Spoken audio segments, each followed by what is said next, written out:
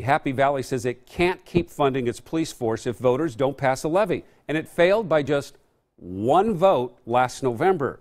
Now it's back on the ballot. We sent our Chris Holmstrom to get the facts. Chris, the big problem last time, really no one knew about it. Is that still the case? Yeah, Jeff, it really shouldn't be. There are signs like this throughout Happy Valley, and the city has had nearly 100 meetings with people and also businesses to explain just why it's needed. There's somebody who tried to break our house. He's here right now. It's calls like this. We have a man trying to break into our house. He's threatening us. That Happy Valley police say prove how much they're needed. This police department is vital.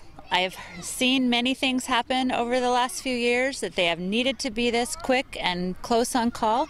Incidents like this where an officer caught the driver of a stolen car just by knowing it didn't belong in the area. He chased him. The driver rammed other cars. Then eventually officers got him to spin out and the driver surrendered.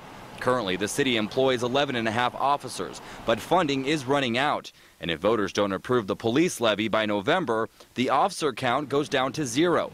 I asked the police chief what this would mean. Well, currently we have a response time of about 4 to 6 minutes. That could double or triple, and for an outside agency to come maybe take calls for service if they're available. But there wouldn't be dedicated services here. I also spoke with the mayor. I wanted to know why she thinks voters will change their minds about this levy. You know, we asked for an increase. That wasn't something that people wanted. So we listened to that, and the council decided a few months ago that we would go back to the original amount of $1.38. I found out in November the city asked voters to approve a 5-year $1.65 property tax increase. That number up 27 cents from years before. Now they've lowered it back to the number that it was when the levy was first approved in 2002.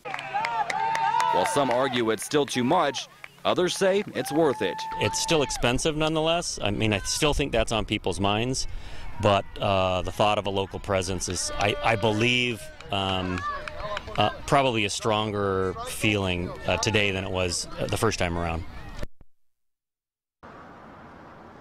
And back out here live, voters have until Tuesday to turn in their ballot. I asked and found out about 20% of registered voters in Happy Valley have already done so. Jeff, back to you in the studio. And we'll follow that election closely. Chris.